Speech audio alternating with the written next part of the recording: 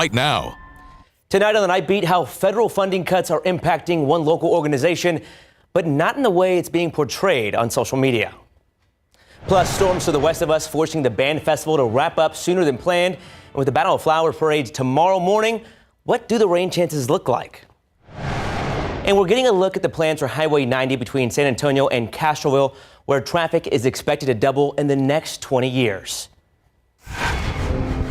But first on the Nightbeat, veteran suicides. It's a major issue that we and myself have unfortunately reported on recently. But just how far-reaching is this problem? The truth is, it's not a clear or comprehensive, or we don't have comprehensive data. However, one state rep is trying to mandate that each Texas county log that number in an effort to identify the problems we're facing or the ones that served are facing. I'm tired of watching my friends die. I'm tired of watching them take their life. The number that we all talk about generally is 22 suicides a day. That's way too many. But we really don't know if it's 22, 32, or even more. The reason for that? There is no law in Texas that requires counties to keep log of veteran suicides. You mentioned research a second ago. That's hard to come by. Right now, it's not mandated that Texas counties keep track specifically of veteran suicides.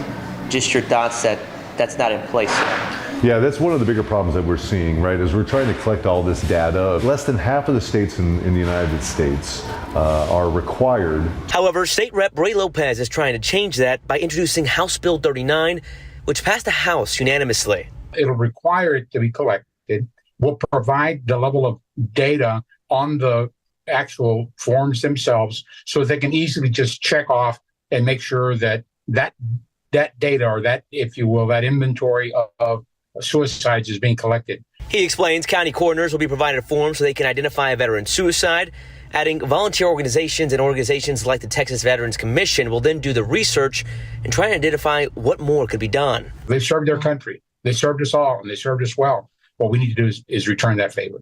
According to a study by Brown University, 4 times as many active duty and war veterans died by suicide than in battle during the War on Terror. That's the 20-year period from 9/11 to 2021.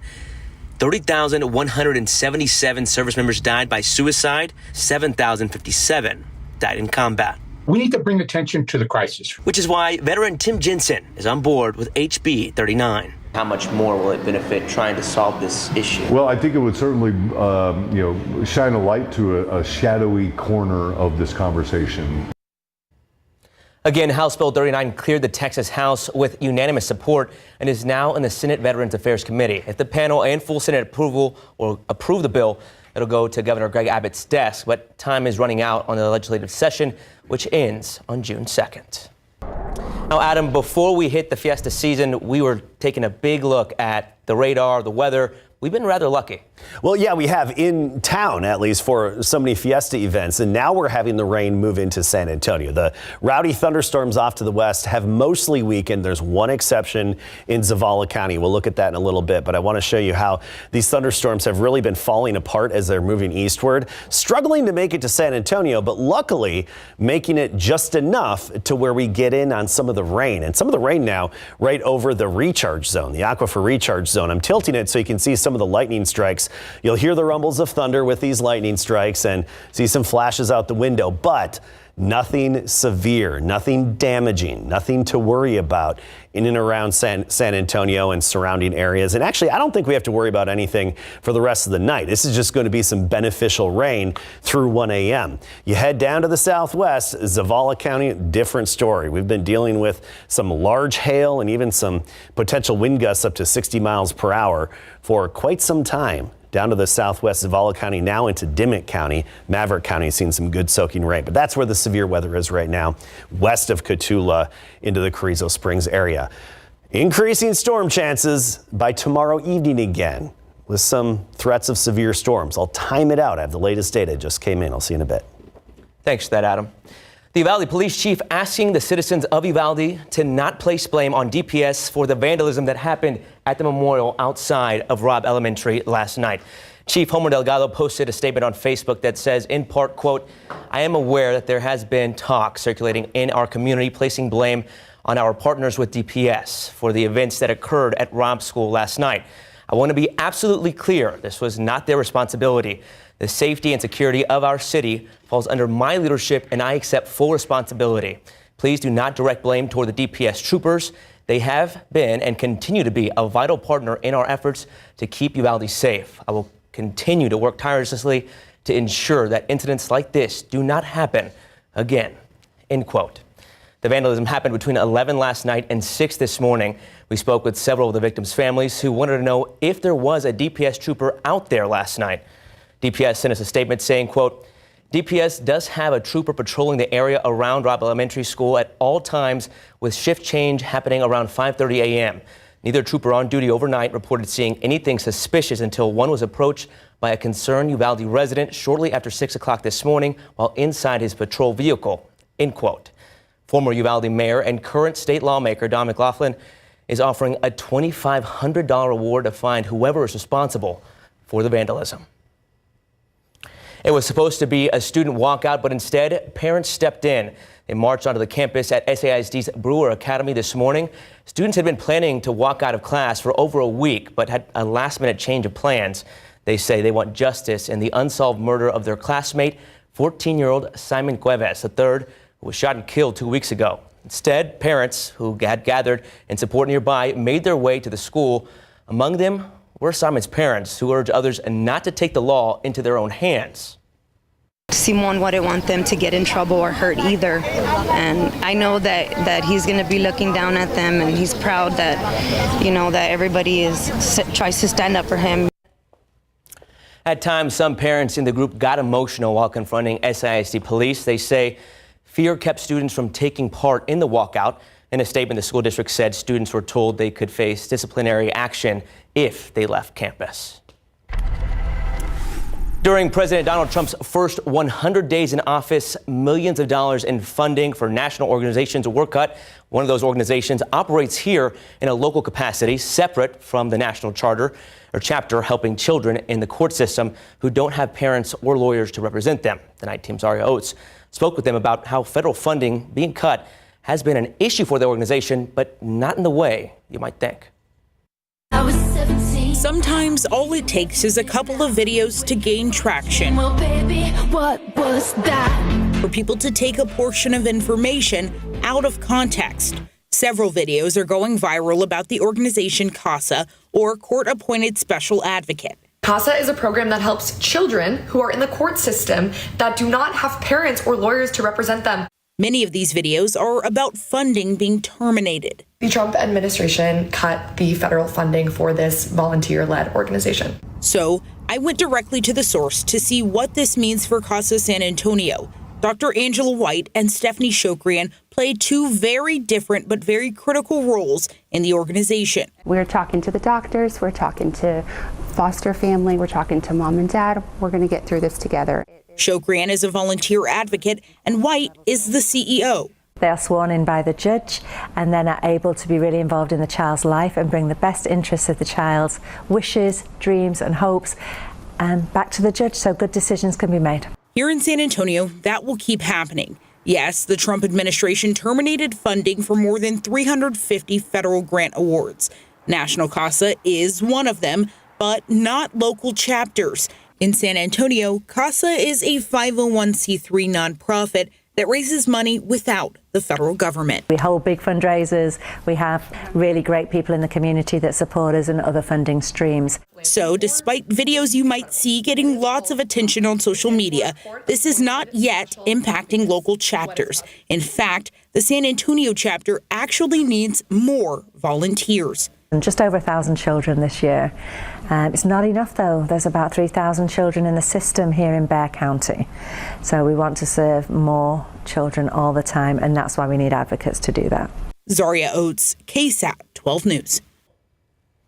You can find more information on how to become a CASA volunteer by scanning the QR code on your screen. And take a look at the future of Highway 90 in far west Bexar County. TxDOT shared this 3D visualization of the US 90 West expansion project, which is expected to begin late this year. The project will not only improve connectivity, but also help reduce congestion in one of our busiest roads from Loop 410 to State Highway 211. Traffic in that area is projected to double in the next 20 years. The $500 million plan will add 6 lanes and a flyover ramp to Loop 1604. But it isn't going to happen overnight. There are 2 phases of the project, and phase 1 is expected to take 4 years to complete. You can read more about this project on KSAT.com. So to come on the Night Beat, a former Incarnate Ward quarterback, Cam Ward, gets ready for his NFL debut. His former college coach is sharing why he believes Cam's low-key college start will only fuel him to succeed in the pros. And Fiesta continued today with the Battle of Flowers Parade and Festival.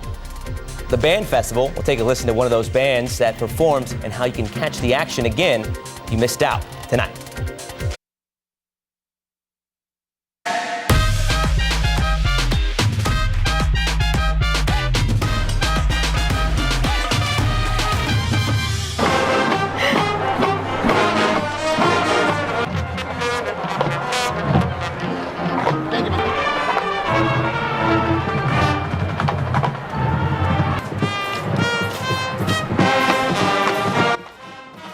The 89th annual Battle of Flowers Band Festival wrapped up sooner than originally planned because of the weather, but it was still a good night filled with lots of music. This is the oldest and longest running marching band festival in the nation. 41 local high school bands performed together at Alamo Stadium. And if you didn't get a chance to be there or watch our live stream, don't worry, because we will be rebroadcasting the festival on Saturday right here on TV at 2 p.m. and on KSAT.com and KSAT Plus. And don't forget, the Battle of Flowers Parade is in the morning. If you aren't heading out there but still want to enjoy the parade, you can watch it from the comfort of your home right here on KSAT beginning at 10 a.m. We'll also have a Spanish broadcast option on KSAT Plus. And here's a look at some of the other Fiesta events going on tomorrow.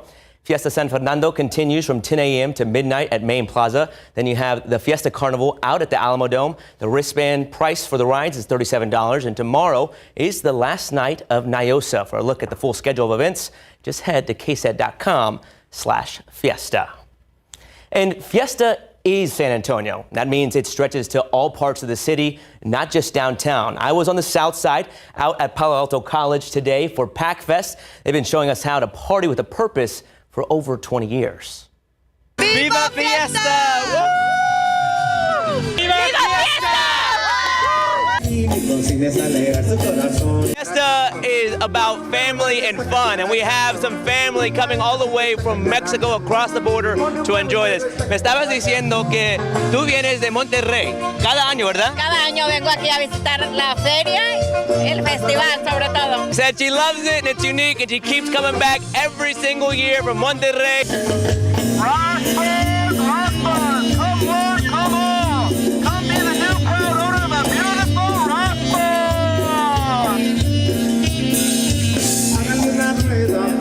Why Packfest? Packfest, entertainment,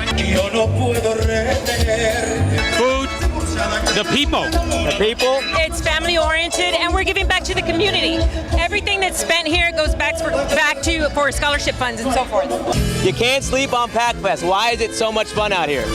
It's so fun to be with your community, especially Packfest is the biggest, largest Southside party here.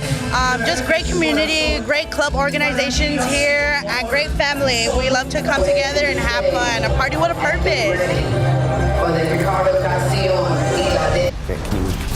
Taking a look at live cam, it was cloudy. It was actually kind of nice out at Packfest because we had the natural shade and didn't really feel any rain. Kasky, that's kind of been the case for most of Fiesta this far. Yeah, thus far we've had the rain outside of San Antonio, where we have thousands of people outside. The showers and storms have been outside the city, which is actually good timing for Fiesta events. Yes, I want more rain as well, and we will get our opportunity, especially by this time tomorrow. Actually, tomorrow between about 4 p.m. and midnight, I think, is our sweet spot for more showers and storms. And we still have the scattered light activity with a few rumbles of thunder going on through 1 a.m. and then just a few sprinkles for the first part of tomorrow, and then the stronger storms possible into the afternoon and evening, becoming widespread with that 70% chance.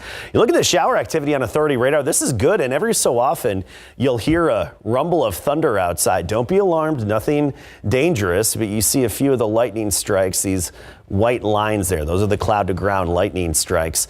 And they cause the rumbles. But this is just some good light to moderate rain that's slowly working its way through Bexar County and even raining on parts of the aquifer recharge zone. Heavier rain closer to I-35. This is south of Lytle to Divine, Bigfoot, Natalia area. That's also slowly fizzling away. And what we have just west of Dilley and Pearsall is still some lightning and thunder associated with it, but it is weakening. It's not severe levels, which is good. And what we have in Dimmitt County, south of Carrizo Springs, almost in Webb County, that's our last severe thunderstorm. But otherwise, that's some good rain off to the west. And don't worry, Cotulla and LaSalle County, I think you'll get in on some of the leftovers of this action as well. And we have, like I said before, until about 2 a.m. for, I think, a lot of this to keep raining on us, which is a good thing. We need all the moisture we can get. And we're going to add to our rainfall totals. Rock Springs, or I should say parts of Edwards County, earlier today picked up over 4 inches of rain. We're going to add to it. It depends where the heaviest downpour is set up. We could easily see another 1 to 2 inches of rain in many neighborhoods where the heaviest downpour is set up. Notice the futurecast showing those showers dissipating after 2 a.m. And then tomorrow morning, we start the day. Just some low gray clouds, humid, maybe a little drizzle or a few sprinkles, but nothing to get in the way of the Battle of Flowers parade. I think it's going to be just fine. Then tomorrow afternoon, by 3, 4 o'clock, we shift our attention to the hill country. That's where we're likely to have widespread thunderstorm development. 6, 7, and even 8 p.m. moving into San Antonio and surrounding areas. Again, it's coming in from the hill country, so coming in from the north. So those of you in the hill country will get it earlier and get it before San Antonio. And within this action, we could very well have some large hail and even wind gusts up to 60 miles per hour. Notice 9 p.m. still progressing through. 10 p.m. still ongoing. We're on the backside of it by about 11 p.m. midnight, but still some ongoing areas of rain out there. And then by sunrise Saturday morning, we're fine. Nothing to worry about for the King William Fair. We'll just have some leftover puddles and dampness on the ground and some mud out there for King William. Otherwise, I think we'll be rain-free for it. So the large hail and wind gusts up to 60 miles per hour, the primary threats. Could see some street flooding here and there, just a little bit of it. 70 degrees at 7 a.m. tomorrow. By noon, we're at 80. Again, just a few sprinkles for the Battle of Flowers parade. It's Niosa that's going to be impacted tomorrow evening. We'll make it into the 80s tomorrow, but those storm chances, they boost for Niosa tomorrow evening. If you go to Niosa early, get ready to seek shelter and enable the notifications on your Weather Authority app. King William and Flambeau looking fine. No worries about those parades. So all in all, the timing actually pretty good. And actually, this weekend, less humid and cooler. Low humidity for a Flambeau parade. I mean, Saturday, we're probably not even going to make it out of the 70s.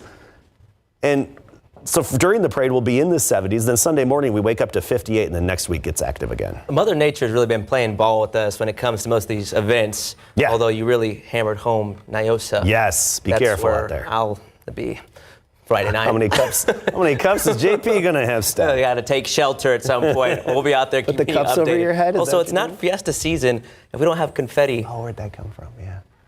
This guy. Full of surprises. I call you the Fiesta Menace. Hey, it's the gift that keeps on giving. It keeps coming down. Exactly. Thanks for that, Adam. Sports will be right back. We'll be next.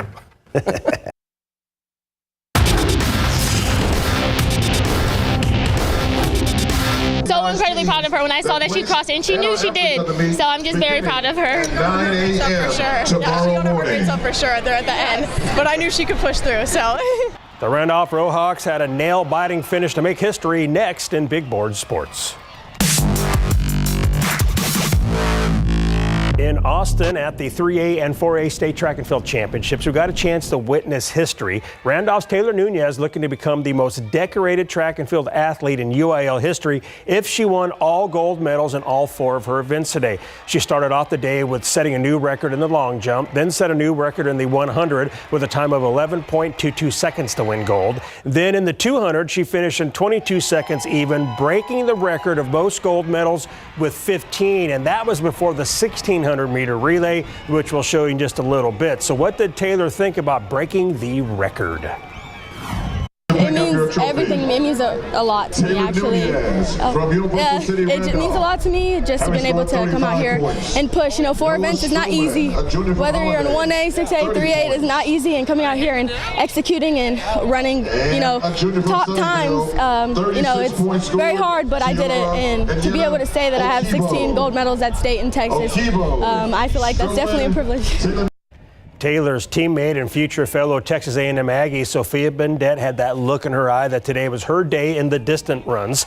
Look at the lead she had in the 800-meter run, finishing with another gold medal with a time of 2 minutes and 9 seconds. And then in the 1600-meter run, she and fellow Brohawk Aubrey Millam came in first and third, boosting that Randolph team lead. Sophia finishing with a time of 4 minutes and 54 seconds. Then, due to bad weather in the area, they switched to a rolling time for the races, which didn't give Sophia a ton of time before running the 1600. But what did she think of that challenge? Kind of caught me off guard after the 800, but I knew I had to recover fast and kind of get in that mind space that I knew that it was going to be a quick turnaround. So I ran that 1600. It was a little bit windy, so I gave it what I got out there with the wind, but I knew I had to do a turnaround real quick and come out here and do what I had for my team. So I think it was a lot of fun, and the adrenaline gets me through it. So. Then came the final race of the night, the 400-meter relay. Started off with Jayla Smith bringing it around the first track. She then handed it off to Sophia Bendet, who we already know can fly, and she was able to give the Rohawks a slight lead, handing it off to Grace Kistler. The team from Holiday was able to take the lead, but Kistler handed it off to Taylor Nunez, and on the first straightaway, Nunez made a move to retake the lead. Then on the final stretch, the Holiday runner caught up to Nunez, and it was neck and neck for a photo finish, but Nunez was just able to get across the line first, 0.08 seconds ahead of the Holiday runner to make it 16 gold medals for her and another state title for the Rohawks girls track and field team. What a day of running. It's been quite the roller coaster of a season for the San Antonio Brahmas, but the biggest storyline so far has been the absence of head coach Wade Phillips. Before Sunday's game, Phillips presented interim head coach Peyton Pardee with the game ball in a sort of passing of the torch. Here's Mary Rominger asking Pardee about just that. A moment before the game, Coach Wade Phillips presenting you with the game ball. What did that mean to you before you coach your first game as head coach in the Alamo Dome? That was, a memory I'll never forget. It was an emotional moment for me. That was so special just because Coach Wade means everything to me. He's one of my mentors. I love him to death. That was a really, really special moment. And I'm honored to have been, in that situation with him and, especially at home in front of our home crowd. Coach Morris is talking Cam Ward after the break.